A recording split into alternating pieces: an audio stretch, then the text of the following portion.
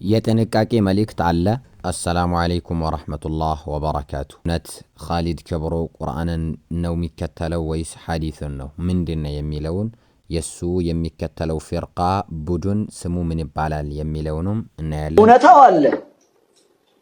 በኢማን የተሰጣቸው በኢማን ብዙ ነገር ማድረግ የሚችሉ ሰዎች አሉ። ነዓም አው ኢማን ያላቸው ሰዎች አላሁ ሱብሓነሁ ወተዓላ ዱዓቸውን ሙስተጃብ ሊያደርጋላቸው ይችላል።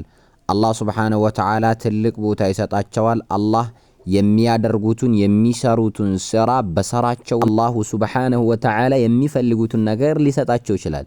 የኻሊድ ክብሩ ፍርቃ ወይንም ቡድን ቁርአንያ ተብሎ ይጠራል። እነዚህ ቁርአንያ ማለት ቁርአንን ብቻ እንከተላለን፣ ቁርአን ብቻ የሚለንን ነገር እንሰራለን፣ ሐዲስ ሰሒህም ቢሆን ከረሱል ሰለላሁ ዐለይሂ ወሰለም ቢመጣ አንቀበልም ብለው የሚያምኑ ሰዎች ናቸው። ቁርአን ላይ ብቻ ያለውን የሚሰሩ ከቁርአን ብቻ ማስረጃ የሚቀበሉ ሰዎች ናቸው እነዚህ ቁርአንያ ማለት። ይህ ደግሞ አንደኛ ለቁርአን ለራሱ መንጻረር ነው የሚሆነው። ቁርአን የአላህ መልእክተኛ የትኛውንም ነገር በራሳቸው ተፈላስፈው በራሳቸው ጊዜ እንደማያወሩ ይናገራል። ወነጅሚ ኢዛ ሀዋ ማ ضለ ሳሒቡኩም ወማ ገዋ ወማ የንጢቁ ዐኒል ሀዋ፣ በስሜታቸው በፍላጎታቸው በራሳቸው አያወሩም ብሎ ቁርአኑ ራሱ ይናገራል። ስለዚህ እነሱ ያወሩትን ሐዲስ አልቀበልም ብሎ ማለት ቁርአንን መንጻረር ነው የሚሆነው።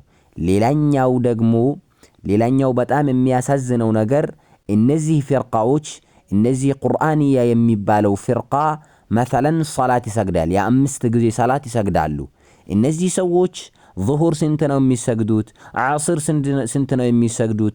ሱብሒ ስንት ነው የሚሰግዱት ተብለው ቢጠየቁ የሚመልሱት መልስ ዙሁር 4 ረክዓ፣ ዓስር 4 ረክዓ ብለው ሊመልሱ ይችላሉ።